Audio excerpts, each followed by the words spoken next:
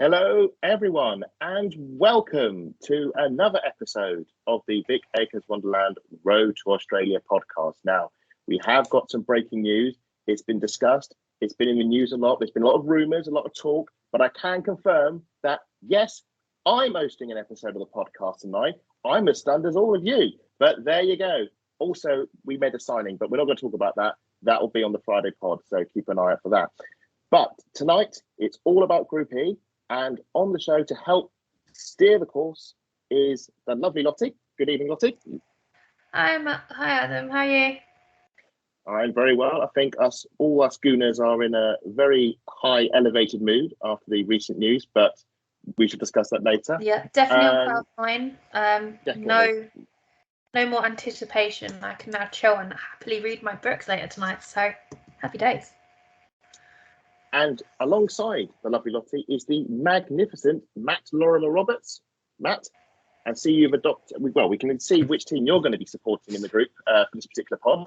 How are you getting on?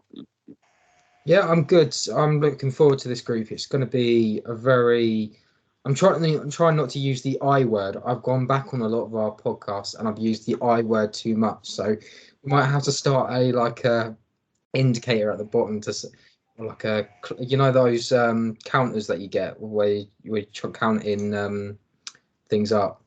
Oh, kind of when you like going in and out of the pub, you have a little ticker thing. Yeah. So maybe we can add it to the drinking game along with the Adam internet drops out. Take a drink every time Matt says the word I, and enjoy the pod maybe in that manner. No, it is interesting to let people know. So every time I say interesting, you take a drink. Yeah. Absolutely. But yeah, looking forward to this group. It's going to be a fantastic group. It is a fantastic group. Just so people know, Group E, the teams are Netherlands, Portugal, the US, and Vietnam. The big tie, obviously, being the replay of the 2019 World Cup final, USA and Netherlands. They also played at the Olympics, which was another stonking game. So that's really sort of the game of the group, the one we're looking out for. We're going to start with Matt's team of choice, which is the Netherlands. But before we try and dissect the teams, we had a fan insider who wanted to give their perspective on the game. Leontine Doorn, who's a fan of the show and a big fan of the Netherlands, from the Netherlands, gave us her perspective on what we can expect from the Netherlands at this World Cup.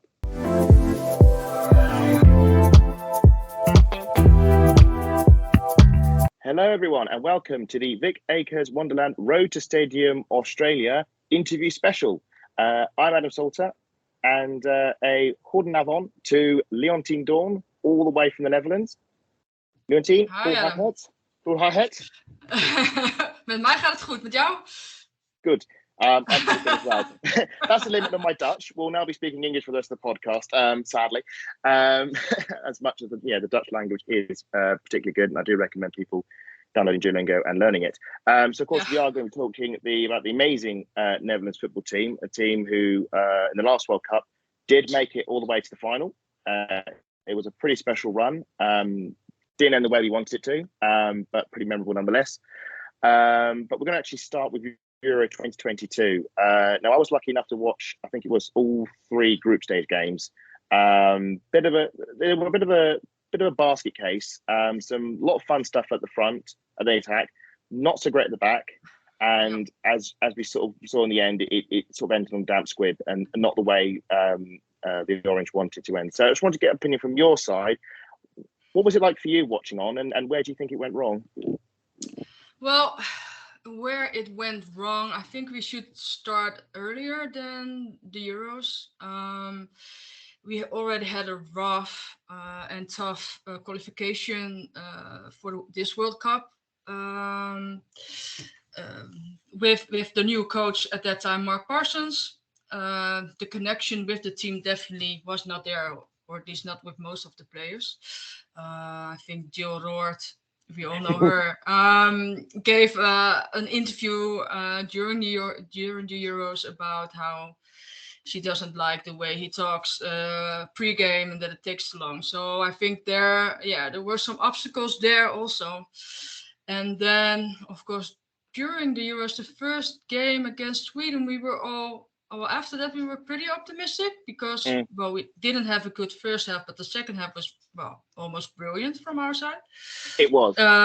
It all started with the changes that our GOAT Vivianne Miedema suggested to the coach, and that worked. So sadly, after that game, Groene first got caught with COVID, and then of course Viv was also the one that caught the COVID, and even worse than Groene. So we had really tough games against Portugal and Switzerland. And we barely made it out of the group. And like you said, we do have some. We did have some great, forwards. Offense wise, we didn't have that much to worry about, even without Viv. But yeah, it wasn't good in defense. Although we had a great goalie coming in for Sari van Veenendaal with Daphne Domselaar. It was rough. So we made it to the quarterfinals, facing France, fifth back. But basically it was not enough. No. If we would have won that on penalties, it would have been the miracle of the Euros. Probably, but, No, I'm glad you mentioned about Domselaar. We're hoping to cover a bit later on in the interview, among some bits and bobs. The group stage games, I've said it many times and I'll say it again, the game against Portugal was one of the best games I've watched for the Euros. I was very lucky to watch that live. Absolutely bonkers. And Danielle van der Donk screamer to win it. And yes, they were a fun team to watch, the Netherlands. And also I should have a shout out the Netherlands fans. If you ever go to a Dutch game, I thoroughly recommend it. They're really good fun, especially when they win. They are so much fun. And I was fortunate enough to be in front of the Dutch fans, I think after 2 wins, I think it was one. Oh no, it was the Portugal game. And they're absolutely bonkers. And I love them to bits. So no, they are good. They're good value. And also keep an eye out for the bus. If you ever get on the Dutch fan walk during Euro 2022, that was amazing. I highly recommend. So obviously you went out in the quarterfinals. 15 meter actually, it was COVID, very very bad COVID. She was pretty much wiped out the tournament. And I think we all agree she played that quarterfinal game when she probably shouldn't have, and certainly shouldn't play the whole game. It did have an impact going into the new season for Arsenal. Mark Parsons, who I think is probably a lovely guy, probably a great coach, I think we can all agree wasn't a great fit, and so unsurprisingly he lost his. It was they say lost his job, left mutual consent, however you dress it up, and so they brought in a new coach called, I think it's Andres Jonker, I believe. Andries Jonker. Thank you. So he obviously has a bit of Arsenal heritage. This is an Arsenal podcast, we should say. He has a bit of Arsenal heritage. He used to work, I think, with Eric's academy set up on the men's side. So I just wanted to get your opinion. What is the Jonker revolution been like? Is he a Serena Mark II, or is he going in a sort of different direction? Is it positive? I have a positive vibe about the Dutch team at the moment. I think he brings in the confidence that they need, a bit like a dad-like or father-like. How do you say that? He's also really strict. So if they don't do things, he wants them his way. He tells them, but in a good way. So he's also really telling them when they do things good, or he's really on the confidence side. So I think that's good. He's good in managing the team. So a bit more like Serena probably. He's also worked a lot with Louis van Gaal.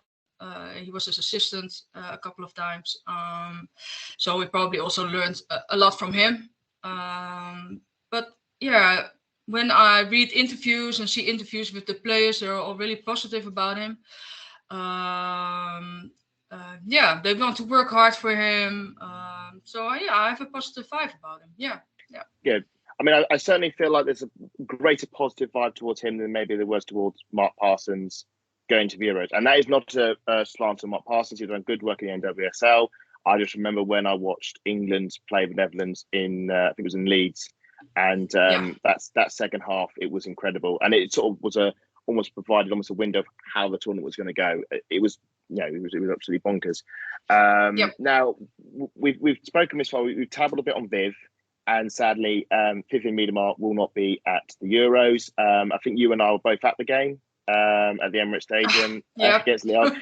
I mean, for listeners and viewers, just make it aware, whenever Leontine goes to an Arsenal game or goes game, and player is very badly, there is a curse that an Arsenal player gets injured. And unfortunately, the Lyon game was no exception.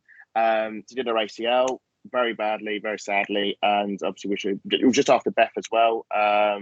Both of them out for ACL, very sad. Neither of them are coming to the World Cup. For Arsenal, she typically played as a 10. For the Netherlands, I think she played more in the 9, as she has done for most of her career. How do you think the Netherlands will cope without having Viv in the team? Who's going to get the goals? How will they set up? How are they going to cope without their talisman?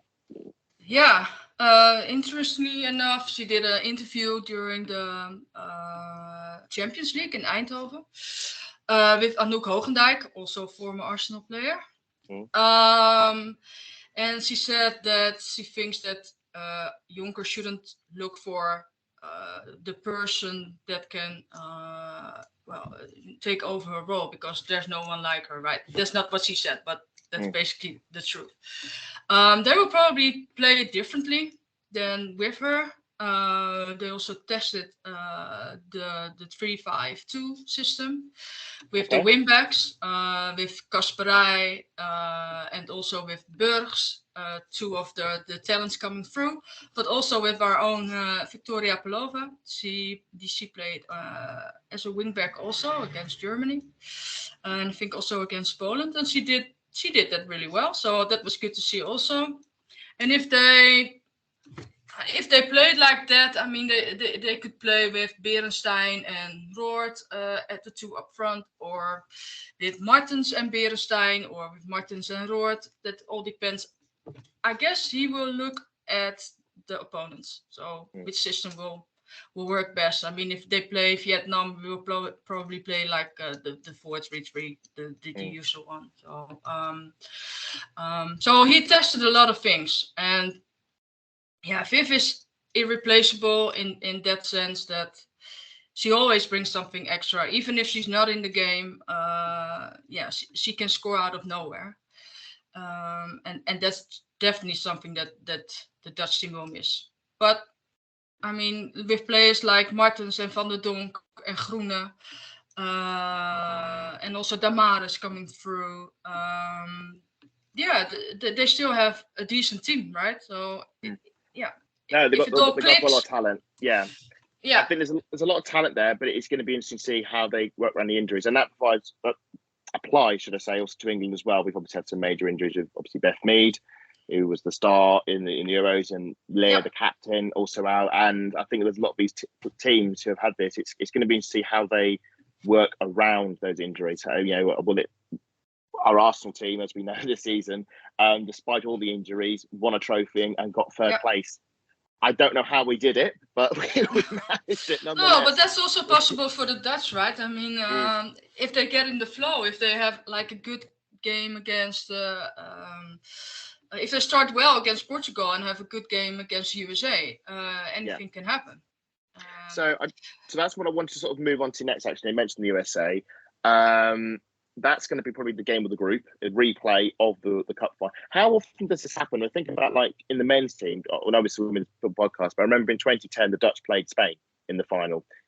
Didn't go in Netherlands' way. The next World Cup, they got Spain in the group stage, and the Netherlands absolutely battered the Spanish. There was a clip, I think it might be on this day in 2014, there was a clip going around of the Van Persie diving header, which is just magnificent to watch.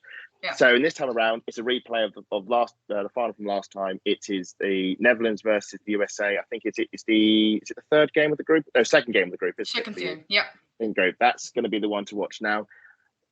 How do you rate the Dutch chances? I should just to reiterate, they've also got Portugal, a replay of Euro 2022. I said, game with the group. I'm hoping it's just as good, and Vietnam. Where do you see the Netherlands in this World Cup? Getting out the group, quarterfinals? Can they go all the way? What would be success, shall we say, for the Dutch, considering? Yeah, well, I think they should go out of the group. I mean, that shouldn't be a problem if you look at the opponents. Although Portugal is also, it can be a tricky game. Yeah, I mean, against the USA, they're a bit old now, right? So they're very confident. Exactly, and with their coach, with Vlatko, it's, I don't know. It's a strange team to me. They can go like all the way again and get the World Cup, but when you look at the Olympics, well, I still think we should have won that game. Well, just for those who aren't aware, it was a great game. It was finished 2-2, but I think it was Martins, wasn't it, who missed a late penalty just before the shootout, and it went to 3-2. And Miedema sadly attempted to take a penalty, and we all know Miedema, she doesn't score penalties, and it didn't happen here. She wasn't supposed to take the first one either, but Martin said, I'm not taking a penalty anymore. So she became the first one. It's not her strength. It's not. No. But her strength is elsewhere, and that is if there's one thing you can't do is penalties, the rest is pretty special. So I just want to get on that game, though. Netherlands-USA, do you think the Netherlands can beat the USA in the group stage? Or would you take a draw? I would take a draw, but it all depends, I think, on the game itself. I mean, up front, I would say I would take a draw. Yeah, but I think we all would. Maybe during the game, I would say that draw wasn't enough. We should have won. So, and going further into the tournament, if they become second, I think they play Sweden. Possibly. Possibly. I haven't really followed the competitions, I must admit. Or Norway, I don't know. But looking at the brackets, we are on the good side of the bracket. Yeah. If you look at the England side, it's way harder, I think. Yes, I think the good side of a draw, I think that's what we call it. It's on the fat of the tree. So where do you think quarterfinals, semi-finals? Where do you? If we reach the quarterfinal, I think, because you first have, so the quarterfinal is a step next. I think we had a decent tournament. Semis would be. Semis is very nice. I've always fine with tournaments. If you get to semi-final, that's great because you're guaranteed at least one extra game, even if it is the bronze match, which nobody wants to play in. I'd rather. It's nice to get deep into these tournaments. Just getting near to the end, just wanted to ask about the players. So we mentioned about Van Domselaar. I was there in Bramall Lane when she came on for Sarah Van Veenendaal, and I thought she was amazing. And I think she was still at FC20, but I think she might be moving on to Barcelona this summer. I was wondering if you could just tell us a bit about her and maybe some of the other gems that maybe we don't know about. And also, I'll give you some time to gush over Palova because we all love her. Well, starting with Van Domselaar, she used to play at Twente this season. She doesn't really get tested that much in the Dutch competition.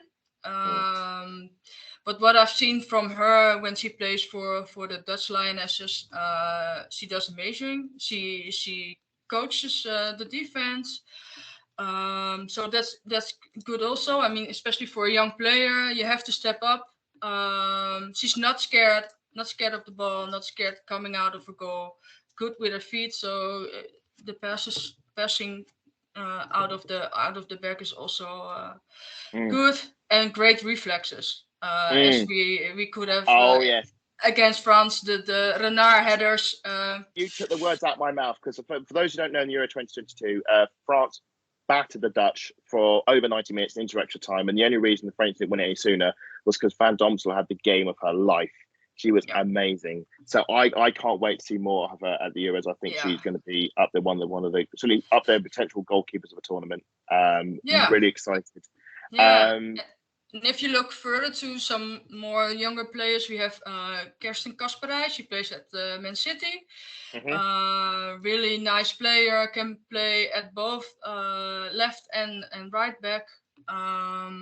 Really fast. So she's a good player. Another young player we already discussed, Esmee Brugs. Raw talent, raw diamond, real talent. The new Lieke Martens were. Oh, that's quite the. Yeah, well, she looks up to Lieke. It's her inspiration. So I can see some things of Lieke back in her. Although she's also really a hard worker. She can play wingback as well. So that will be interesting to see. We have Damaris, the player from Lyon, who hopefully, and I might not say this out loud, but hopefully will put Spitze on the bench. Yes, well, yeah. She had her time. I mean, she's been great for the team, obviously, and she still has her moments. She still has a great free kick and a really decent shot in her foot. But yeah, it's. I mean, she's not. She slows down the whole game, and it will depend if they play with three in the back. She might be one of the three in the back with Van der Gracht and Dominique Janssen, former Arsenal player, of course. Yeah, absolutely. At her side, and then Damaris in front of them. But the midfield will be interesting. I mean, we have Damaris, we have Van der Donk, we have Groene, we have Roord, and then we have Vicky Pelova, Victoria Pelova. So Vicky Pelova, shall we just have a quick, our last final point, let's just talk about Pelova, because I think some of us were a bit sort of, well, we had a bit of a bad vibe towards her because she was a bit mean to us in the Champions League. Yeah. When we went to Amsterdam, she was a bit rough on some of our players. She's come over to Arsenal, and I think everyone has absolutely fallen in love with her. We're loving her sort of. She's like, for me, she's like a Duracell bat. She just Duracell bunny. She just runs everywhere, presses, harasses, strength. We saw some great turns and passing. She got a great goal against Brighton. Do urge everybody to come back and look. Yeah. What are your hopes for Pelova this season? She did in the World Cup. I should say she did score against Switzerland in the Euros. I was there for that, which was great fun. Yep. Could we expect more Pelova goals in the World Cup? And what are you looking forward to seeing from her? Yeah, I hope that she gets in the starting 11. I mean, looking at her months at Arsenal, I think she deserves it. So let's hope, and it will depend. She can play on the right as well. She did that for the Dutch as well as she did for Arsenal. It could be her breakthrough tournament, I think. I mean, she's been around for a while now in the Dutch team, but she never really made it into the starting 11. But yeah, it could be a breakthrough tournament, and I'm really looking forward to that. And I hope for her that it will work out, because I mean, I was not always the biggest fan, but you know, she's Ajax and I'm Feyenoord, so that's one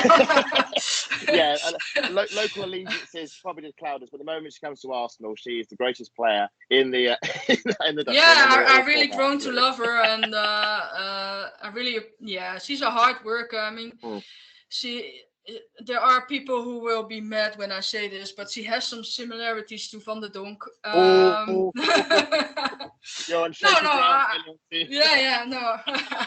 I really think she does. I mean, she works hard like Daan does, and she has a great vision, I think also. I mean, when Vivianne Minima really wants you at her team, that says something, in my opinion. And I think it all worked out. She loves it at Arsenal. She became humble because, I mean, she's at Arsenal now. She's not the big star at Ajax, but she's one of the players at Arsenal. And I think that's good for her development. And I think I think I agree. I think she's a raw talent, and I think at a club like Arsenal, it will definitely shape her. And I think they'll put her in very good state in the World Cup. We'll see how much the Arsenal school of learning has improved and sharpened her for the World Cup. I can't wait to see her play. And so comparing her to Van der Donk to Dan, I mean, we all know what she is, what she means to the fans, and what she means obviously to the team, and that is pretty high praise. And if she can live up to that, then the Netherlands have got a real talent on their hands. I'm afraid that is all the time we have for this particular episode, but thank you very much for lending us a bit of your time for this particular episode, Leontine. Could you just tell everyone where we can find you in the your online world, on the Twitter? I'm really easy. It's Leontine Doorn at Twitter or at Instagram. So it's just my full name. I don't have all those great numbers, fancy names like you have. So no. Well, no. I mean, I go for a random Arsenal weird player name every time a new signing comes along. But at the moment, if you want to find me, if you really want to find me and see me in more crazy flowery shirts and plenty of pictures of Welsh mountains and streamlines as I try to enjoy my 2-week holiday, you can find me at Adam Salter 4. But we thank you all for tuning in and enjoying the interview. I think we all say we will enjoy watching the Dutch play. They always find a way to entertain us, and wish them all the best for the tournament. But that was the end of our interview, and we'll take you now back to the pod.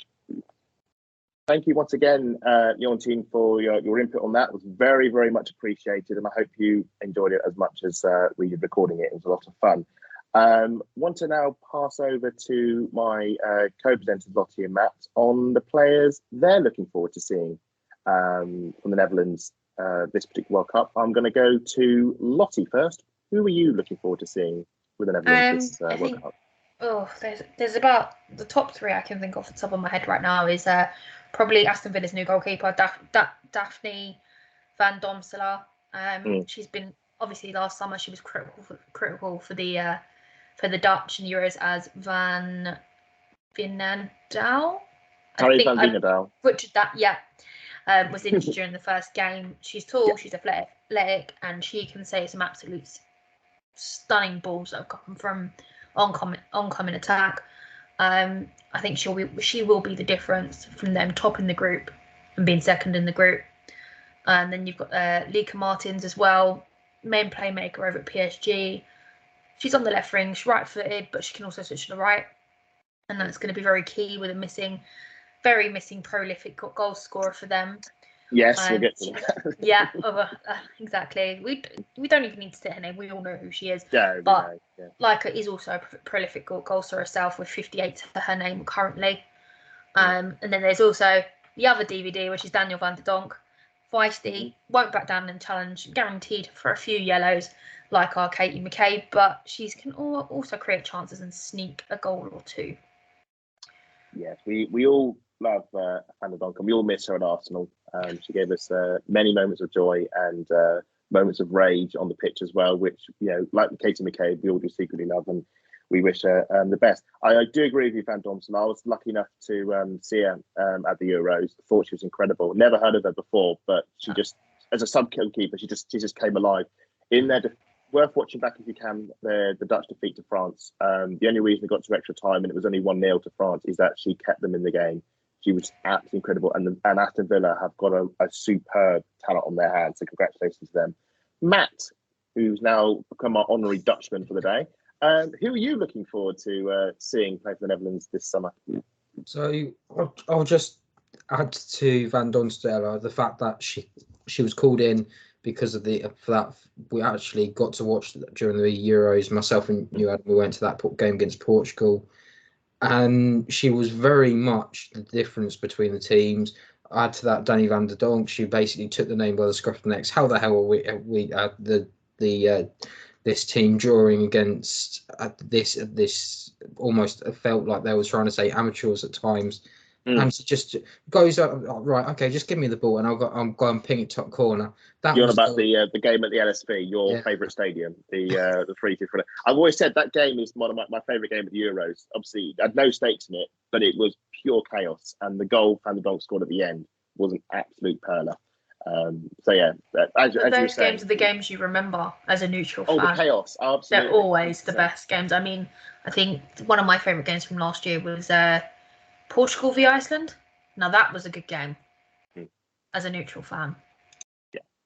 Sorry, Matt, you were saying. No, it's just one of those things where you look at when you've got certain people missing, they step up, and everyone remembers that DVD had a ACL injury. She was just coming off of winning the Champions League with Lyon, and for her to come out and do that, she just was amazing. She just did fantastic, and I'm looking forward to more of the same this time around.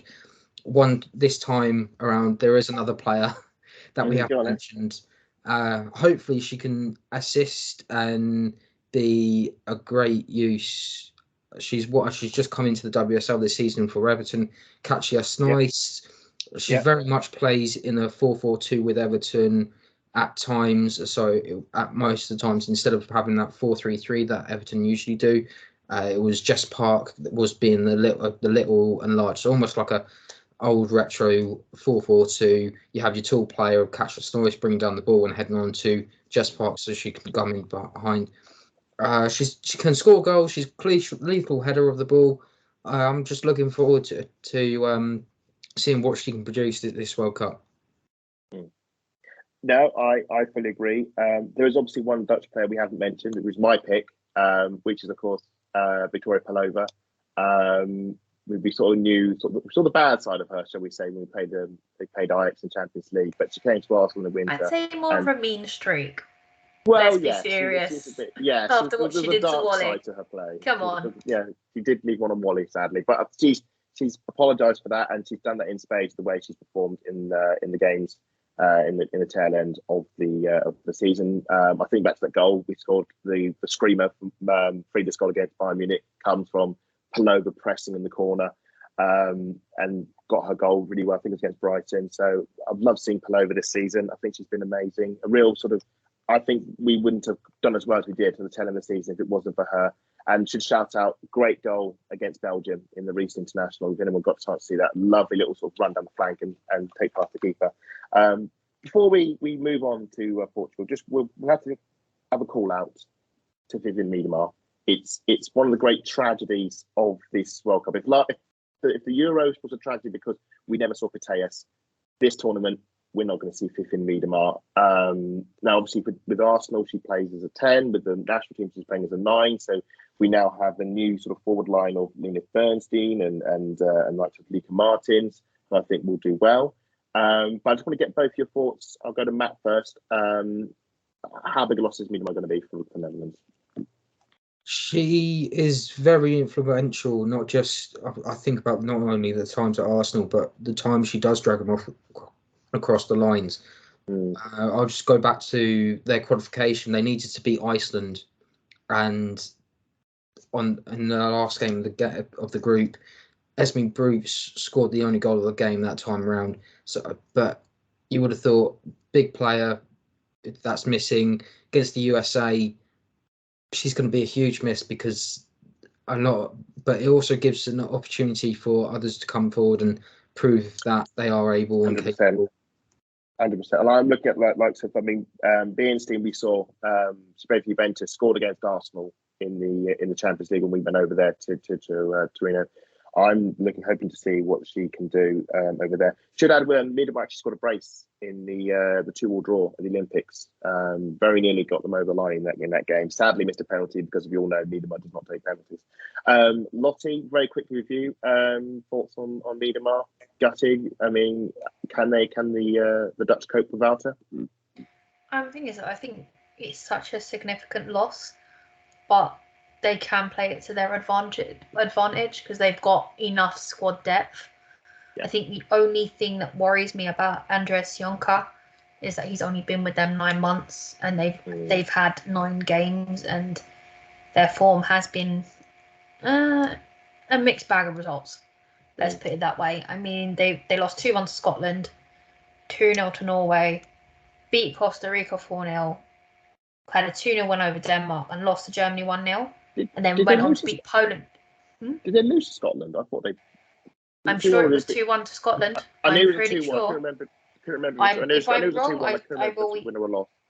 Yeah, no. If I'm wrong, I do apologise. But yeah. And then they went on to beat Poland 4-1 as well. But it was just a bit. It was even through their last game in the qualifying. It was 1-1 by Iceland at full time, and it took Esme Brooks. Is it Brooks? Brooks? Yeah, it's Brooks. Yeah. Brooks. Yeah. Sorry, I'm Brooks. butchering these names. I'm really sorry for any Dutch fans listening. But she got them to top the group by scoring the winner in AET. So they can dig deep and they have the aerial advantage in significant depth in every area. But Myanmar is a big miss. But I think with them, their secret weapon is going to be the Oranger fans. They just incredible. Turn up and turn stadiums orange. Insane. So that's going to be another massive part of it. If the Dutch are heading over to Australia and New Zealand, I think the local fans are going to be in for a shock. That sea of orange is on its way. So there's going to be in New Zealand, so that orange bus is probably going to be at Hobbiton and all sorts on the days off. But that'll be. Yes. I would love to see the reaction, because when that came about, me and Adam were there for that game. It'll be interesting to see how they react. I can 100% say one of the big things I was looking forward to on the Euros was the Netherlands and the fan groups. I was so lucky to finally get involved with the fan march. I think it was the Switzerland game. Absolutely incredible. And seeing the Dutch celebrate a win at the end of full time, again, some of the bonkers, craziest, best fans in football. They're an absolute laugh, and I hope they have a great time in New Zealand, particularly they are for their. And this time round, you won't be the guy in the blue shirt standing in a sea of orange. I have a habit. Should I just say before we move on? Should I just say actually, I have a habit of wearing the wrong clothes to a fan walk, because I was in the Barcelona fan walk for the Champions League final wearing an Arsenal shirt. So I do have a habit of bringing the wrong gear to these things. Before we move on to our next team, which will be Portugal, could just quickly go over the squad that has been picked, because as I've learned with tradition, we have to read out all the names with varying degrees of success. So here goes. In goal, we got the likes of Daphne von Domselaar, Lisa Kopp, and Jacinta Weimar. In defence, we have Kathleen Dijkstra, Merlin van Donken, Stephanie van der Graaf, Dominique Janssen, ex-Arsenal, we shall remember her, Annick Nouwen, Lynn Williams, and then in midfield, we've got Jill Beijings, Kerstin Kasperai, Daniela van der Donk, again, ex-Arsenal, Damaris Egulia, Jackie Cornan, ex-Man United, now at PSG, Vika Kaptin, Victoria Palova, Jill Rord, another ex-Arsenal player, Sherwood Spitzer, Lynette Bernstein, Esme Brooks, Renata Janssen, Lika Martins, and Matt's favourite, Katja Sneeze. Yeah, Sneeze. That's nice. That'll do. So that is Team Netherlands. So moving on to the next team, which is Portugal. One of the, I would say, big surprises of Euro 2022. Got there due to the political issues that are happening over in Ukraine, and we wish those in Ukraine, obviously, the very best. It's an awful thing what's happening there, but because of that, Russia missed out, and Portugal took their place. And I don't think we expected much of them, but they caused a few scares. Got a 2-2 draw against the Swiss. Got a lost only 3-2 to the Netherlands. Just to go through their team, in goal we have Ruth Costa, Ines Pereira, and Patricia Moraes. In defence we have Ana Seixa, Carol Costa, Catarina Amado, Diana Gomez, Joana Macau, Lucia Alves, and Silvia Rebello. In midfield, we have Anna Root, Andrea Norta, Andrea Jacinto, Dolores Silva, Fatima Pinto, Kika Nazareth, Tatiana Pinto, Anna Borge, Anna Capata, Carolina Mendez, Diana Silva, Jessica Silva, and Telma Encano. Oh my goodness me! Encarnacio. I'll do it. Don't worry. Telma Encarnacio. There we go. Or Canaccio, probably. It's more likely. Encarnacio. That's what I've got. So that's cool. Encarnacio. There we go. Lottie wins that one. It's probably pronounced wrong anyway. No worries. Exactly. Now, Matt, you mentioned earlier you obviously were at that game at the NSV, the Portugal game.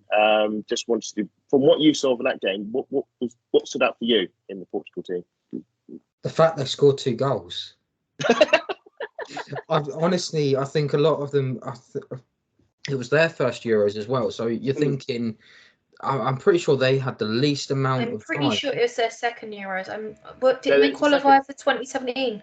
They Sorry, did, because Matt. we I beat do them apologise. No, Lottie's right, because we beat them 2-1, and it was actually Caroline Mendes who Matt. scored the equaliser. But it was their second Euro, so we'll go from there. Okay. Yeah, no, sorry. I've just got it in front of me. Please don't tell me I've written that down wrong. Sorry. We won.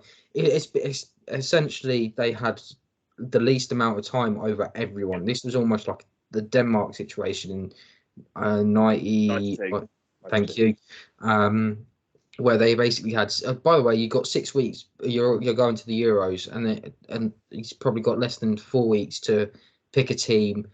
Everyone gets nailed down, gets into training, select where they're going to play, everything like that. You weren't expecting them to do as well as they did, if I'm honest. And I'm not trying to be rude about it or anything like that. It's usually you look at the moment. So I'll use the England example. England have been scouting where they were meant to be looking at for 9 months. They chose 9 months of planning and preparation before a tournament. That doesn't go unnoticed. Whereas you look at someone like Portugal in the Euros, 4 weeks is nothing, and you just basically dealt with whatever you got, and it's 100%. Not a lot. And the fact that they managed to score 2 goals against the Swiss, who realistically they should have been dead and buried within that first half, and they did well to pull that back. They just didn't take advantage of that second half. They just let them loose, and it just didn't. It just fell apart, and Portugal made them pay for it, and that was almost like that was the cautionary tale to the rest of the group to say, look, if you don't if you're not careful enough, we're going to pounce, and if you're going to score 2, we'll make sure that we score 2 as well. It might have to be a Daniel Van der Donk goal screamer, screamer that makes a difference at the end of the day. But if this is how Portugal are going to be in the World Cup, it's going to be fantastic for neutrals. I should say they obviously lost their last group game 5-0 to the Swedes, and sadly didn't get out the group. I should say, if you want to get an idea of how late they did come into the tournament, the official Panini sticker book didn't even have them in. We had that was a separate thing that got posted very late in the day, which was a lot of fun for the 3 of us who were all working together to complete our sticker. But book. They were free of charge, which all you had to do is pay postage. So that was pretty cool. That was pretty cool. Fair play to Panini on that one. So fast forward, obviously, to the present, and we actually did see Portugal. Some of us did last weekend in the 0-0 draw against England. Matt, was there anything there that jumped out of you in that thrilling 0-0 draw at the Milton Keynes Stadium MK? I think this is one of the ones where you look at the Portuguese team. They looked a lot more structurally sound than England did. England looked very rugged, very almost like it was a pre-season tournament for them in club terms. Pre-season tournament, pre-season friendly evens. Probably. Everything that was going on, it was just too sluggish. It wasn't working. Pace. And there was so many times. I think Portugal had a couple of shots where Mary Earps just wasn't she didn't know what to do. There was a few passes that were askew. I'm not blaming players or anything like that. It happens. But Portugal, look, if I'm honest, if Portugal went and won that 1-0, I wouldn't have any complaints because they looked better than both teams. It wasn't a good game. They did have that moment that Russo ran the keeper and looked like she'd scored, but they got the defenders back and cleared it. That's what really stood out to me, the fact that they actually looked defensively competent. And I think back to that game they lost 5-0 against Sweden. There was a lot of chaos at the Euros. They would score 2, but they would concede loads as well. And if they can keep their back door shut, I think Portugal could be a very exciting team at the Euros. The World Cup, rather, should I say. Unfortunately, they are, as we're going to discuss, in a very bad group to try and get out of. But definitely very excited to. Lottie, I'll come back quickly over to you. Who are you excited to see play for Portugal at the World Cup? Oh God, you've got. I'm just going to throw some names out at this point. It's Jess Silva, who 100%. Is a Benfica forward. We will. There is someone on this pod who wants to speak about her a bit more. You Ana Borges from Sporting Lisbon, as well. Another forward. But I think the one that interests me most at this moment is Francisca Nazareth, also known as Kika Nazareth. She plays from Benfica. She's got 20 caps, 6 goals for Portugal already. She's now 20 years old. She's got 3 Portuguese titles to her name since she turned 17. This season alone, she's had 32 games, 24 goals, and 15 assists. I mean, this kind of player excites me. So I think quite looking forward to seeing her play for sure. 100%, and I hope, because I think she came off injured in that game against England. I hope, obviously, well, we hope we've always injured. Hopefully, she'll be all right. I did actually miss the England game at the weekend, but I think another thing that is really interesting about this team, 9 of their players played for Benfica. Yes, and they do. They've all had 3 seasons of women's Champions League football. And I do think that has brought the slight advantage to them at the moment. I mean, Francisco Neto's been with them 9 years now. He led them through Euro 2017. He's led them through the World Cup now. And I think if they can play more physically sound and to be able to take the pace to the big teams as well as the big name players, I think they'll do very, very well. Because their spirit and the willingness to show the world what they can do is there. But as you said earlier, it's whether they can keep the back door closed. But they did. Absolutely. Looking at that result from England, that tells you all you need to know. They are ready for this tournament. And it excites me. It does excite me. I'm thinking it's 6 years since I saw them back in Euro 2017. They were a young, they were a new team coming through. I'm really excited to see how much they've improved. I mean, for me personally, I think they can get to the round of 16. It'll be difficult, but not impossible for me. Well, beating Vietnam is almost a given. They'll have to beat the Dutch in their opening game to progress. That is the only thing, but they're not likely to beat the USA. Well, I'd say they could be the surprise of the group. I think if they get through, you're looking at one of the finalists on the last World Cup not make out the group stage. That's a heck of a call. Should say, obviously, as we say, Portugal. It all depends on that first game. It does. Depends. It does. It really does. It does. Netherlands, Portugal is the opening game. I'm really looking forward to that because it was, like I said, my favourite game from Euro 22. I'm looking forward to the rematch. The other rematch in the group is, of course, the rematch with the America versus the Netherlands. We've had it in 2019. We had it again at the Olympics during COVID, and now they are paired again. So US. Before we begin, though, Matt had a chat with a US friend, Gary, and he gave some valuable insight onto how the US are preparing for this World Cup.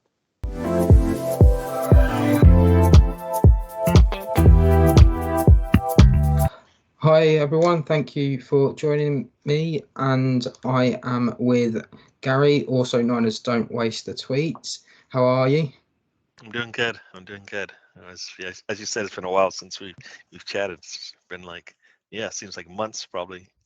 It's probably maybe even a year. It's been a while, and the reason we're here and we've got you as your I think the best way to put it is our US ambassador for the channel. If you'd like to. It's a big hat I gotta wear for that one. Yeah. It is. So the reason we do these is so that people get to know the teams a little bit more, get a little bit more insight. So first of all, the US team, back-to-back world champions. It's a huge task coming to the next World Cup and do it again. Is there any?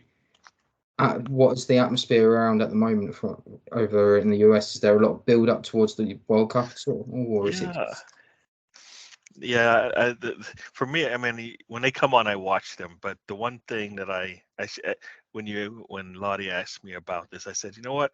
I've been watching them, and I've been expecting since the first World Cup that they've won 2 in a row, but the first one they got, I was always expecting to see some sort of like turnover at some point. Didn't really happen in the second World Cup, but since that second World Cup, the team's been there's been a lot of changes going on. The team's gotten older. I was hoping that the way that they had introduced certain players earlier in this run of performance that they've been going on, that the younger players would get in. It was really hard for them to get in. Now we're at that point where they have to come in. Now they have no choice. The older players have gotten in, so I actually had to look up, because every time I watch, the players are coming and going. the players are getting older. Like the Abby Wambach from the first World Cup, she's gone. A lot of the older players are all gone, so it's like they've had to recycle, and meanwhile still be able to try to compete and keep up. It's been a little harder for them since they've done that. So I had to look up, who actually did make the squad this time, because even after the Olympics, even some of those, some of the players there aren't going to be available for this World Cup. It's a big, basically it's a big deal. I think they're still number one, if I recall, in terms of the rankings go right now. Yeah. And that's big based on the amount of turnover they've had. Because you look at the lineup now, and some of the names, I'm like, I don't think I've seen them play much. And you look and see how many of them have caps, and it's like some are lower than 30 sometimes. So it's a younger team coming into this World Cup. Still got a lot of demands on them from the fact that they're still ranked 1. So that's going to be, everybody's going to be gunning for them. And if you've watched the women's game, of course, but you can see that there's a lot of teams with those senior players that they depend on. And a lot of times they do show up for them in those games, and that's how U.S. has actually lost some of their games in recent years, because they've always had that one player that they can just depend on. And U.S. is still trying to get that one player, I believe, that's always there and always answers the call. But they've had injuries and stuff that have held them back. So I don't know if I went off if I rambled off there, that was the thing. But yeah, I kind of, like I said, I had to look up who actually did make the team this time, because I knew that some of the players were hurt. I think one of the big names, of course, is Mallory Swanson, or Mallory Pugh as she was when she first came onto the scene. She came on, I believe, as a teenager in the either the Olympics or the World Cup. Been around for a while, and this was going to be her time to shine. She was actually looking pretty good going into some of the preseason matches, and then ended up, I think some will say, a suspicious tackle, or that knocked her out, and she's going to be out for the World Cup now. So the U.S. will miss her. But they still have Alex Morgan, so they're not missing, everything. But you like to keep, have your hot players coming in to the World Cup. I think. So yeah, I don't know if we want to go through I don't know if I've rambled too far. No, if you have no. if you have where you want to go with this. But yeah, like I said, I did have to go and look who was going to be in it, because and then I actually did look back at the last World Cup to see who was in that lineup, and it's like half the players from that lineup aren't there, which is it's probably understandable. At some point it just came up really quickly for the US, and even some of the players on the bench you don't even see. So they've had to there's been a lot of upheaval in terms of the players that they've brought in, and trying to figure out who will be on the squad. So it will be interesting to see how this goes. I think they still have a lot of quality players, some that were injured during the past years and stuff, that are coming into the World Cup. So they have a good group of players, yeah. But how often have they played together? It's going to be probably less than a lot of the teams that they'll be playing in the World Cup. That's my thinking based on what I've seen, and the names that are going in. So, yeah. So that might be good news for everyone else, but they still have quality players that on their day can shine and do a good thing for the US. Yeah. I'll just quickly go off of the team sheet that I've got at the moment. So Aubrey Kingsbury, Casey Murphy, Alessia Naya, who I believe is the number 1 in goal. Yep. 35 years old, and she's got 90 caps. Is, as you were talking about, that sort of experience that you kind of need in the World Cup. Yeah. Others in there: Alana Cook, Crystal Dunn, Emily Fox, Naomi Girma, Sophia Herter, Kelly O'Hara, Emily Sonnet, Savannah DeMello, Julia Ertz, Rose Lavelle, Lindsay Horan, Christy Mewis, Andy Sullivan, Ashley Sanchez, Alex Morgan, as you've already mentioned, Megan Rapinoe, Trinity Rodman, Sophia Smith, Alessia Thompson, and Lynn Williams. As you mentioned, some of the experience, just to put it into context, Alex Morgan's the oldest attacker, I believe, at 31, and Alessia Thompson is the youngest in the squad at 18. So yeah, I believe she's a teenager. I believe she's a teenager, if I recall. And when she did play for the U.S., she had a really good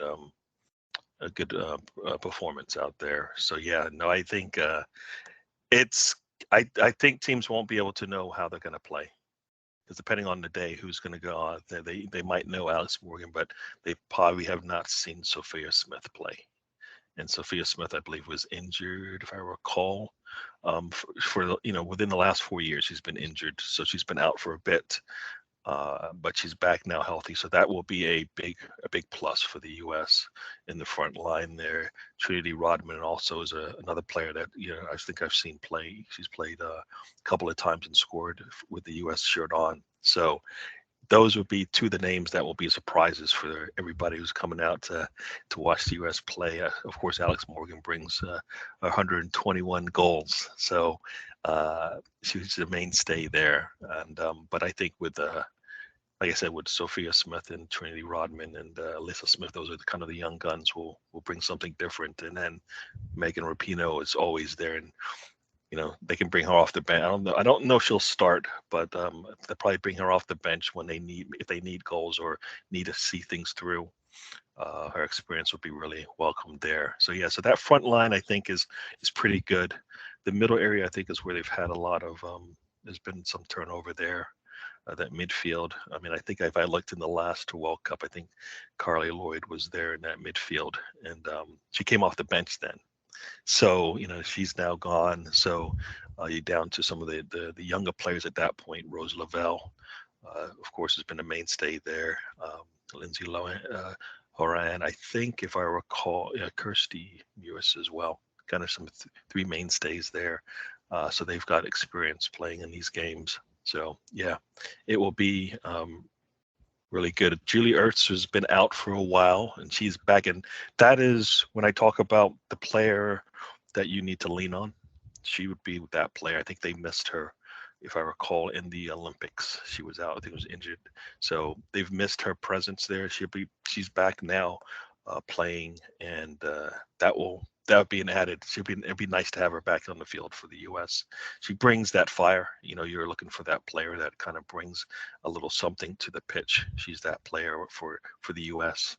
The other players are really skilled, but they don't have that. I don't know if you call it that ruthlessness in their game, a little bit of toughness in their game. She definitely brings it more than most.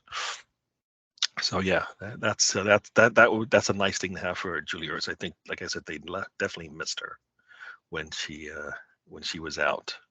And the defenders, for me, the defenders is also like as most, I probably don't pay too much attention to the defenders. You only know of them when, of course, something bad happens. But they've got some players that have been playing for a while now. The Sofia Huerta, Sonette, and O'Hara, of course, she's been around for a very long time. Crystal Dunn is back. She was out, I think, maybe from maternity leave for a bit. So now she's back. So she brings experience. And, I believe in the French World Cup, that was, I think, the second one that they won. She was instrumental in that one as far as those semifinals and final matches. She had a really good run sitting there defending and bringing something to the game. So she's back too. So that's the experience that they're missing. They've missed. Will be back. So that yeah. So sprinkled into every level, there's somebody who's got over 100 caps, and then there's some that have gone under 30, under 20, under 15 in some cases. So it will be a big surprise for some, and then it will be business as usual for others. So this is probably what US needed to do anyways. There are players, and then there's the players that are missing. I'm not sure if I have that list of players that are missing. I think it was, like I said, Mallory Swanson is out, Kristen Press is out, and I can't remember who else. There was a list I was looking at. They were talking about the U.S. play, even with all this, they've got these players that just. I think it's Katarina she played for Lynn, and now is going to be playing for Chelsea, right? She's out as well. She's still in recovering from her knee injury, I believe it is. So the U.S. will be strong going forward from here. So they'll be missing some players. So if they're able to surprise some teams this time, they'll be back again for the Olympics. I guess the next big one coming up. So yeah, no, this is and of course on the back line with the goalkeeper Nia has been there for the last two Olympics as well, last two Gold Cups, so she will be leaned on again. If I'm looking at this correctly, the other two goalkeepers combined have 15 caps. So hopefully, they've usually have had players behind the starting goalkeeper with some experience. These players won't, so they have to, they're gonna have to, hope that there's no issues with the goalkeeper. But if the U.S. does what they can do in these earlier rounds, in the group rounds, maybe they will give some experience to those younger goalkeepers. But Nia's the number one by a long shot. Yeah. You already mentioned Sophia Smith. We've seen a little bit of her with the England international against the US over in February. She did really well in that. There was other players that you've probably seen that haven't made that list. I think Tobin Heath is on that list as well. Yep, that's right. Carson Pickett as well was another player that just comes to mind that recently got a cap, and then nothing else has come out of that. But is it the fact that you've got such a huge talent pool and a lot of them are over in the US and they're not, unlike is it, I believe it's Rose Lavelle, who's actually at Lyon, that kind of helps? Yeah, I think it seems to me like if you look at like the English men, and like most of their players typically come from the English leagues, right? The US as well. It seems like that is, but it's hard to see those players, and I think managers, the coaches they have an, I guess, either they don't like that because they can't see their players enough. They can't go travel to see them as often. So I think they're happy to have them be closer to home. But I think in general, those players, a lot of those players have been good. They're good enough to go out there and play anywhere in the world that they want to. And we've seen that. I think Kirsty Mewis she was out, if I recall, in Europe for a bit, if I'm thinking correctly. Yeah. And of course, Tobin Heath was out with Arsenal for a bit. And so, so I think they haven't needed to do that. It's good to have that experience, right? To go out there. So they've never had to do that. I think the world is their oyster now that they put themselves out there and be able to compete. So I think it's probably more of right now a matter of preference, whether they want to stay home or not, because they can go out there and play, and we've seen a lot of them come back and do okay. So, and also I think that the teams in the US are, they're trying to build it up, so trying to keep them home. So I guess the incentives may be just as good, if not close to competitive to what they get out there around the world. So yeah, because I think if you said it right, there's only one or two players that might be playing. Wait, it's two, because Sophia Huerta and wait, no, is it Rose Lavelle? Yes. Rose Lavelle. She the only one that's right now playing? I believe. Lindsay Haran. Sorry, she's playing for Lyon. That's right. Sorry. Yeah. So it's one of the other. Yeah. So yeah, I get Lindsay and yeah. So yeah, Lindsay Haran is playing in Lyon. That's right. And like I said, Katerina is playing for Chelsea. So I think if that's correct, that might be the only two players outside the US playing. I was a little disappointed that Katerina decided to choose that team to return back to football, and we know why. If she comes back healthy, as if they aren't already stacked with players and the quality that they need. She's just gonna, if she gets back to form, they will, that'll be good for the US, but also good for Chelsea too, which is disappointing a little bit. So, but no, it's So is it Kirsty Muse? No, is it Sam Muse? I think is her older sister, a younger or older sister, who's also, I think she's missing as well.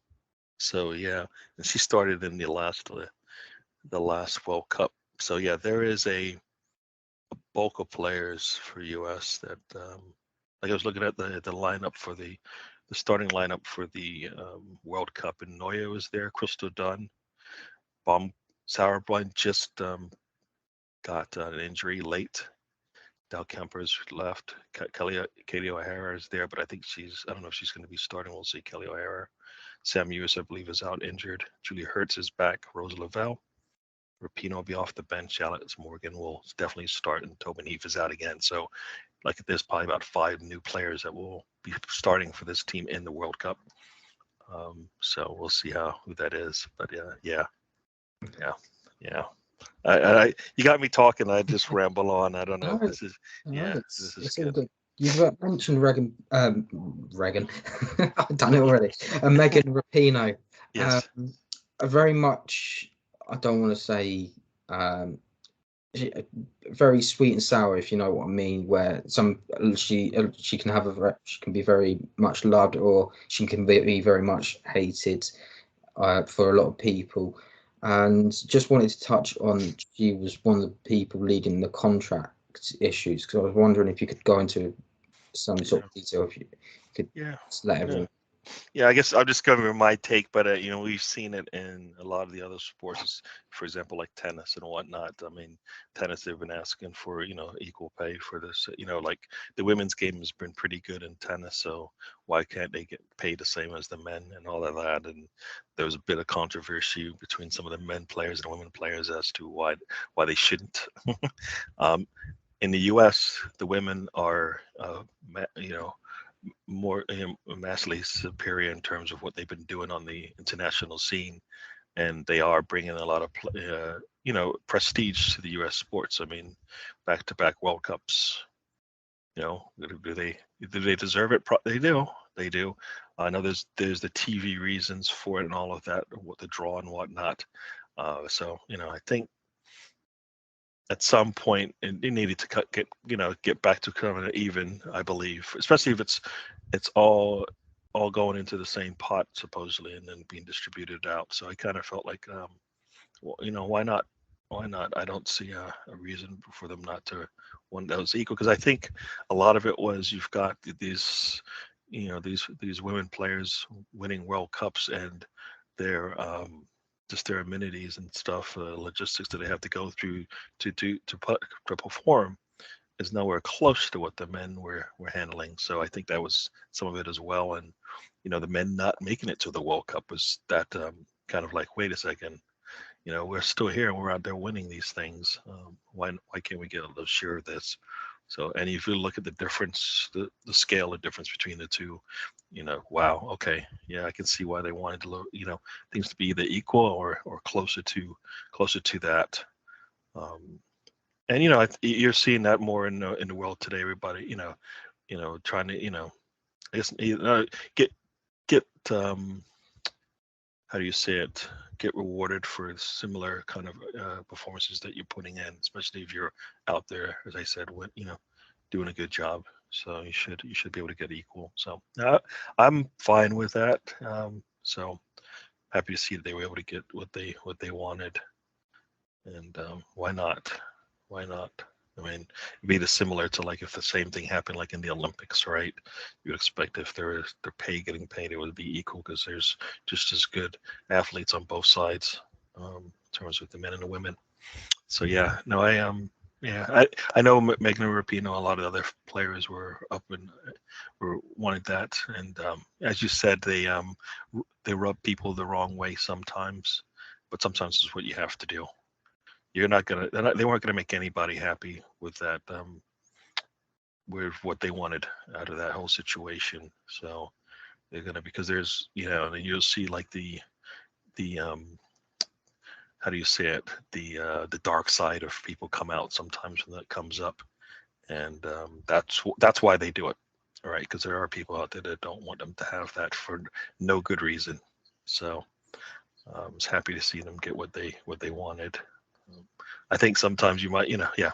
And, I know, I guess you kind of look at, well, I'll be okay for it, but maybe if she wasn't the one saying it. And it's like, well, she might be the strongest one out there. You want the strongest one out there pushing that message across. So may not sound the way you want, but the message was received, it sounds like. So yeah. So no, yeah. So that's kind of how I felt about that one. Yeah. Just alongside that, I've just thought about it now. Every time I go into like a sports shop or where there's a sports section or a football section, there'll be the football boots, and it'll be one of the US players. It will either be I think it is Megan Rapinoe.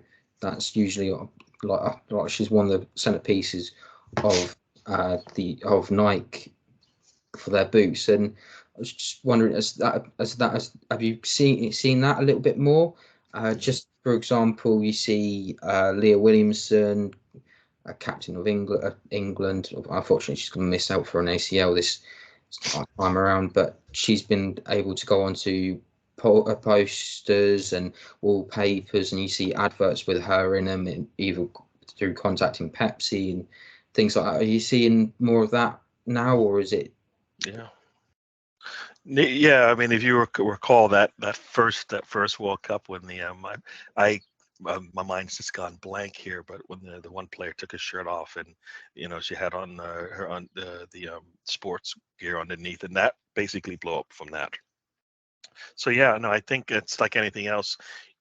When you win, whatever you can sell based of it, you just do it, and then when you perform over and over again, it makes it all the better. So yeah, so I wouldn't doubt Rapinoe has that going for her, especially because, as you said, she is how would I say, I can't think of the word now, but she has a presence about her for sure, right? And that is what some of these big players do. So they not only will perform on the pitch, but they will do it off the pitch, and that kind of brings a lot more fans to these stands and cheer them on and want to see them do good. So I mean, for me, that's where I kind of look at like the difference between like a Abby Wambach and like an Alex Morgan. One is a little bit more, has a lot more presence to it than the other, and that does bring a little bit different. That gives you a lot more marketability sometimes. The more vocal you are, the more outgoing you are in terms of what you do. So yeah. No, I guess I haven't seen the boots. My kids haven't played, as we call it over here, soccer much lately, so I haven't had to go into a shop to look at the boots anymore.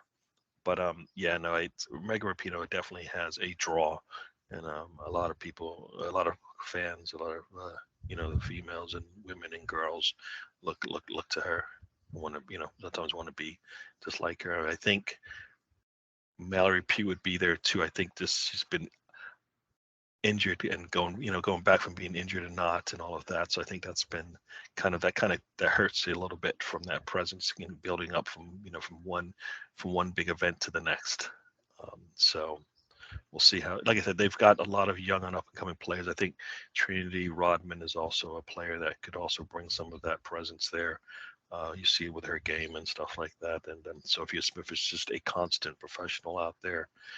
So yeah, they've got some young names of players coming in that will probably might be the next Megan Rapinoe's in terms of their presence and how much they command, I guess, respect on the pitch. So yeah. So in their group, they have the Netherlands, who they beat in the final last time out. Portugal, who is also their first time at the Women's World Cup, alongside Vietnam. How do you think the group draw has panned out in the end for the US, and how far can they go? Yeah, no, you're right. It's I was looking at that, and of course, like you said, the last time they played to win, I think it's to win. Is that what I recall? Yeah, to win the the World Cup they played against the Netherlands. So I think similarly they probably have half the players still around there. Miedema. I don't know if she'll be healthy enough for the World Cup this time around, or she's out. She's confirmed herself to be out for the World Cup. Okay. So yeah, I mean, that might be a plus for the US that they don't, because I think Van de Donk is there. I don't know if she's restarting or not. She's getting older in age, or I recall. So no, I think the Netherlands is probably going to be their bigger challenge. I forget who were the other two teams that you said? Portugal and Vietnam. Portugal and Vietnam. Yeah. Okay. I mean, Portugal, I'm not sure if I know any of their top players. I mean, like Brazil, definitely. Portugal, not so much. So that they probably will have a good chance to win that group. It might be a challenge, the Netherlands and Portugal, in terms of this being their first time, and Vietnam hopefully is not the as they say, punching bag sometimes. So you always get that in the World Cup, right? I mean, I think the U.S. scored, if I recall, in that French World Cup, I think it was 12 goals or something ridiculous like that in one of the games, and that kind of solidified it for them. I'm not sure, they have the firepower to do that. I just don't know if they have the cohesiveness to be able to run through like they have in the past, and that's important. I think they're still, like I said, it's been a lot of transition, so the group might be easier for them, but I think the continuity won't be there like it has in the past, just because of late injuries and injuries throughout this build up to the World Cup, in terms of who's staying, who's going, who's playing, who's starting, who's coming off the bench. So I think they will have to lean on that senior presence that they have, one, just to keep everybody's head in the game, essentially. So yeah. So that is all from us. This has been the US Insider with Gary. If you would like to give out your socials, where can people find you? YouTube channel as well, just so people can as well subscribe and follow you.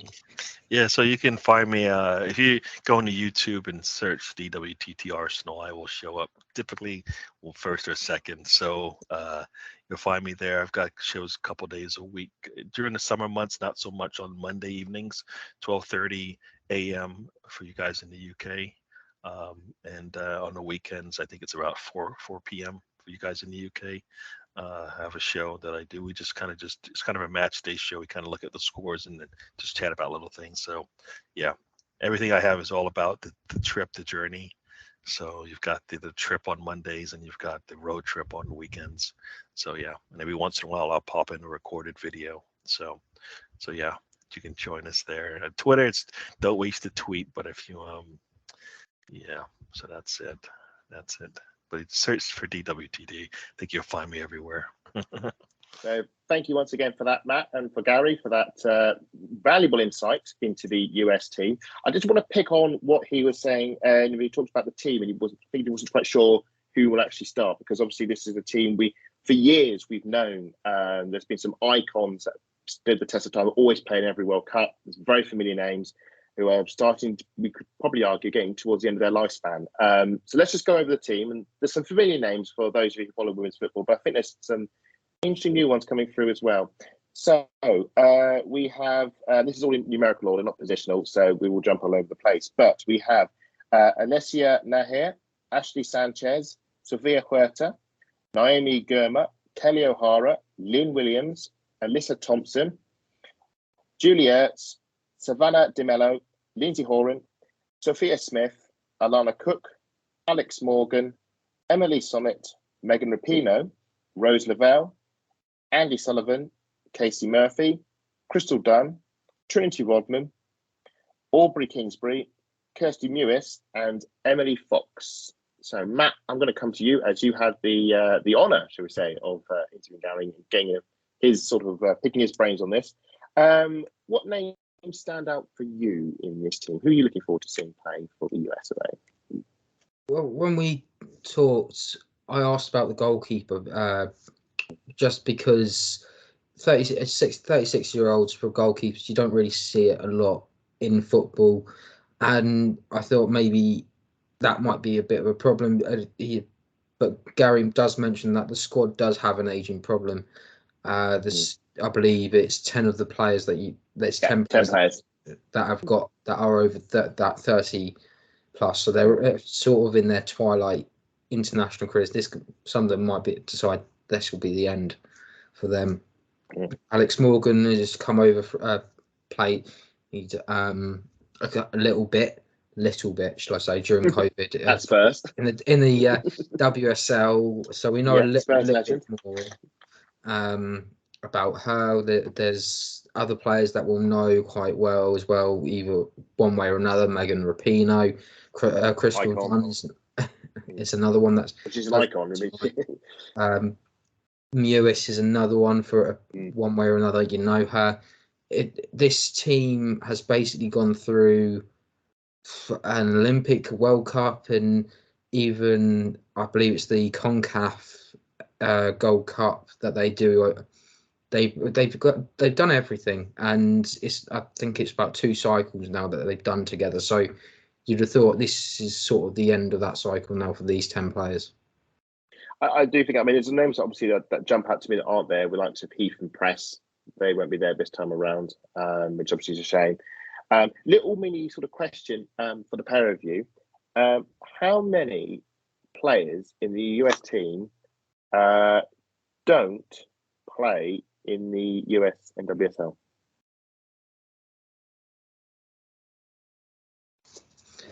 I was going to hope that.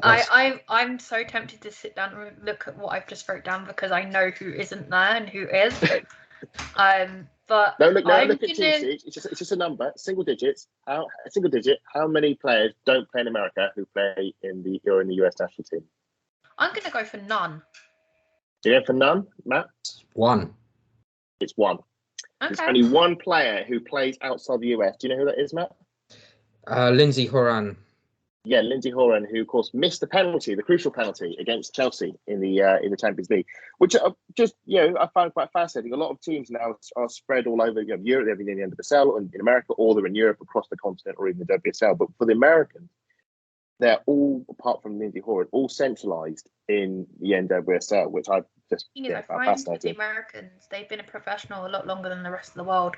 They have. So they might have a shock this time around. Let's put it that way. But I do want to touch on the players and things because I did have to turn off for a sec. I think it's going to be really interesting with no Mallory Swanson in the 23-player squad. I feel they are the most feared out of everybody because of their reputation. Yes. They're fast, unpredictable, tough, and they always look for each other when they're playing, and that is one of their biggest strengths. For me, Sophia Smith is one to watch. Currently on fire and primed for the world stage because they are having their current season over in the NWSL, and they will be pausing mid-season to go off to the World Cup. She scores inside and outside the box, and you also got to look at the likes of Alex Morgan, Trinity Rodman, Megan Rapinoe.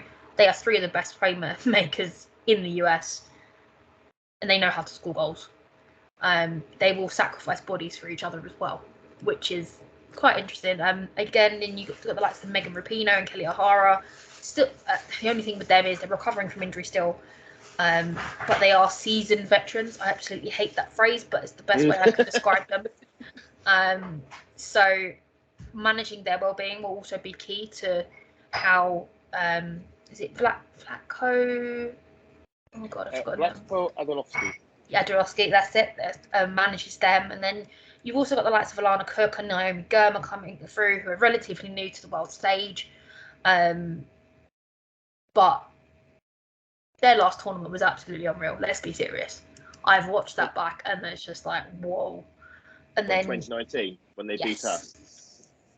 Oh, thanks to a goal being disallowed for offside and a penalty being saved. Yes.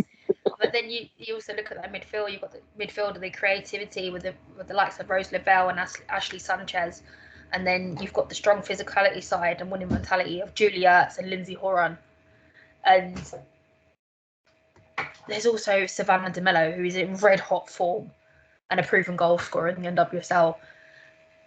But she has 0 caps. That's what's the mental thing about it. But she's still got the call up, and I understand why. But she's 25 years old. Yep, and she's she's got still 0 caps for the wow. country. So the That's chemistry with the rest of the team is going to have to be sorted fast.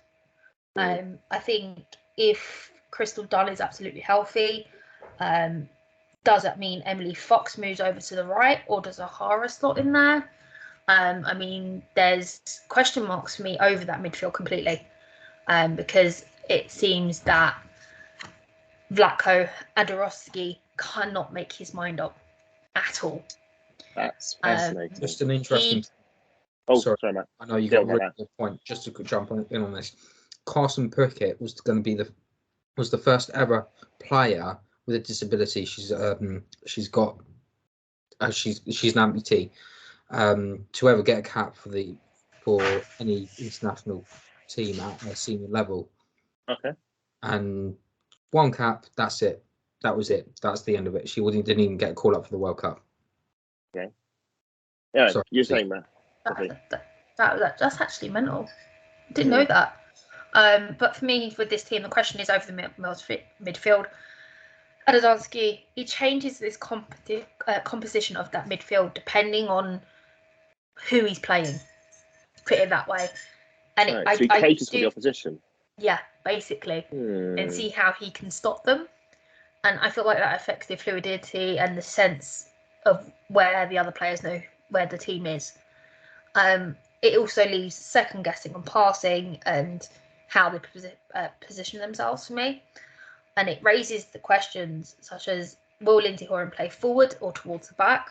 Will Juliet start? Will Rose Lavelle recover from her injury in time to play and utilise that creative instinct and the brilliance she has on the pitch? Is Crystal Dunn going to be left back or get more time in the midfield to cause offensive chaos? I feel like there's so much uncertainty of how he is going to play this team, but it also could be a case of he overthinks it, and that could be their undoing, so to speak. Undoing, which we've seen before with managers in the past, overthinking. Yes. Pep Guardiola in Champions League final spring to mind. Sorry, I'm not quite finished. Yeah, I think it's like if England make the final, I've actually spoken to a few of good American friends of mine. They've actually turned around and said if it's a US-England final, they know how to deal with us now. After they came over to Wembley, they let us win that game. Beat them. That was rather fun. Yeah, it was rather fun. I absolutely loved all the 33 minutes we did it in. It was brilliant. But I'm actually going to throw a question out there. What did you guys think of their advert for the World Cup? Oh, this was the arrogant. This was the arrogant advert of every. Yeah, it was. I just American, wanted to touch on that because it's eating away at me and it's annoying me. I think the thing is, America are the biggest wind-up merchants for this sort of thing. There is an arrogance that they have earned through their success. It's not like, say, certain women's football teams who think they're amazing even though they've won nothing, saying no names, but you know who you are. This is a team that has gone and actually done it more than once. And they have every right to have that position of arrogance. And most American people, it's just an advert, it's just a wind-up, and I do get that. But I can understand, certainly us Brits, who are very really got me was that line, what about bloody Rapinoe? I'm like, a London person don't sound like that. I should know. Yes, but I think there is a Britishness to us where we sort of look down on that sort of bragging sort of nature. We think, that's not that's not the way to. You must be modest. That's and so not honourable. British. That's not cricket. But that's the American way. It's all about greatness and being amazing. And I mean, it's perfect for them. I couldn't see the problem. I thought it was just a bit of a laugh personally. I would just say with the before I move on quickly, of all the players you have listed, and you think you've pretty much gone over all of them, which one are you looking out for? Oh, shall I go first? I've done Matt, so I'll okay. It's got to be Naomi Girma for me from San Diego Wave. She's an exciting young defender, quick thinking, her ability to understand how to break down plays, stop balls, even within the penalty box. Her reading of the game at 23 is absolutely sensational and is well beyond her years. I know that is one phrase I have been using, but these players I have looked at in depth, and it's just it's kind of scary, the talent that is coming through. She sticks to her attackers like a magnet. She doesn't leave them alone. She also has the ability to make sure that any attacks are cut off regardless of the cost. We did see a bit of this when Hemp went to score over in Wembley. I think what's going to be interesting with no Becky Sauerbrunn in the back line, it does mean Naomi gets her spot. And I think she's done more than enough to earn that. And she will be key to retaining the title. Matt, I believe you were after the goalkeepers. You're on the goalkeepers, didn't you? In the that was your player to look out for. Which one was it? It was. Just going to quickly look. Lessenaya. My pick is Lindsay Horan, pretty much because she's the only one I've really sort of watched at club level because she played in Champions League and also because she's an Arsenal fan. But I think they're all amazing. They're I would say they're probably the best. I would say not as a team collective, probably the best because they have that winning mentality. Bit like Chelsea in the WSL. They just know how to win, and winning is everything, and they'll do anything in their power. And also irritate. Don't need that. And yeah, they're annoying because they're so good. But the caveat is that they are relying on a lot of players who are probably at the last. This is probably Megan Rapinoe's last World Cup. I mean, 38 years old. I can't see.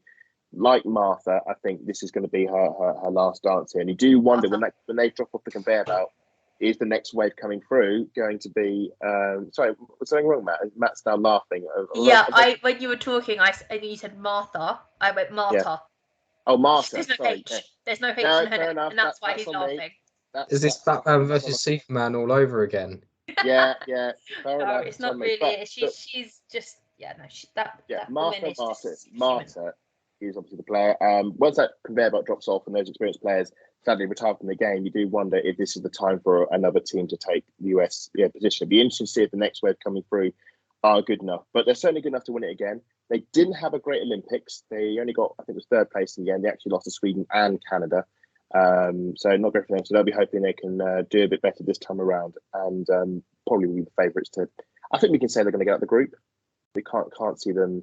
Well, it'll be a biblical shock if they didn't make out the group. We're talking sort of Spain, 2014 Brazil, when they obviously lost to the Netherlands and Chile. So you never know. Yeah, but that's the beauty of the World Cup, though. Anything can happen, and upsets are guaranteed.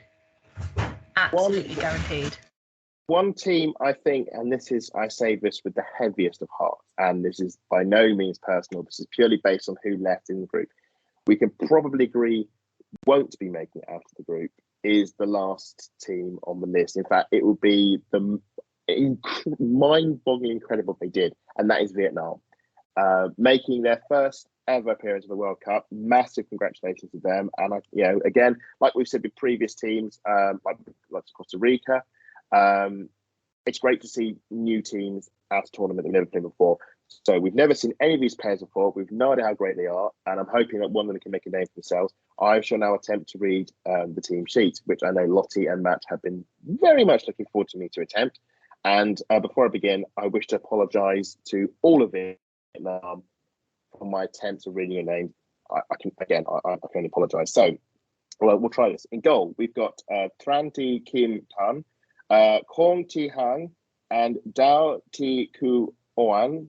In defence, we've got Chuang Ti Ku, Tran Ti Tu Tao, Hoang Ti Lon, Tran Ti Tu, and Long Ti Tu Toang, Nyagian Ti Mayan, Le Ti Diem Mai, Tran Ti Hai Lin, and Tran Ti Tui Nga.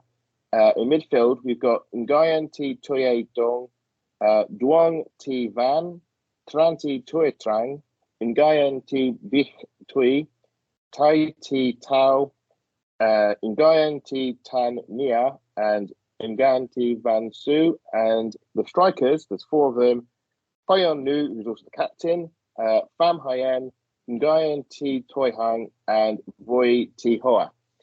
I have no idea if I pronounced them correctly or not, and if I haven't, again, I can only humbly apologise. Just going back through, only one player plays in the Portuguese league. The rest all play in Vietnam.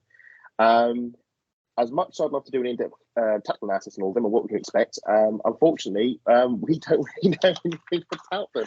So again, as we said previously, this is the first tournament for them. This is their first moment to show the world what Vietnamese women's football is all about.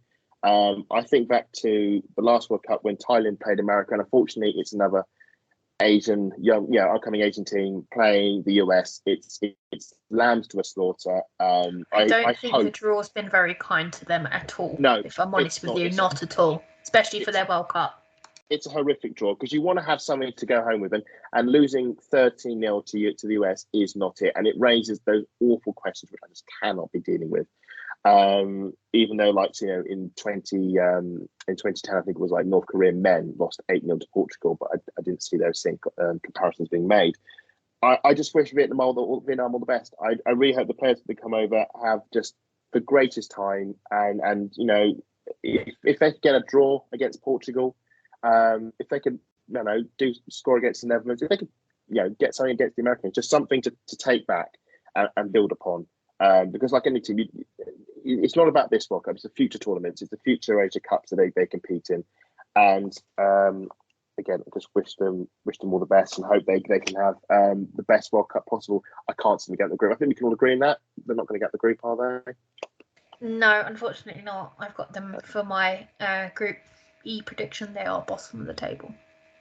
Matt, any hope from the Netherlands? No, but again, whenever it's your first World Cup, there's always things to look forward to. You want to try and see how you do against the rest of the world. It's not the end of the road. There is still options for them to come back to the next World Cup, wherever it may be. In the end, we still don't know at the moment. They'll have an Asian Cup to look forward to as well.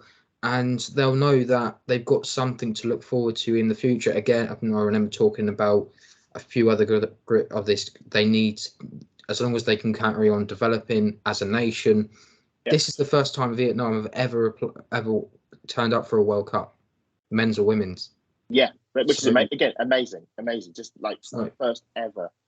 I can't wait to see what they bring, and if they can do something incredible, even better. If they can score one goal.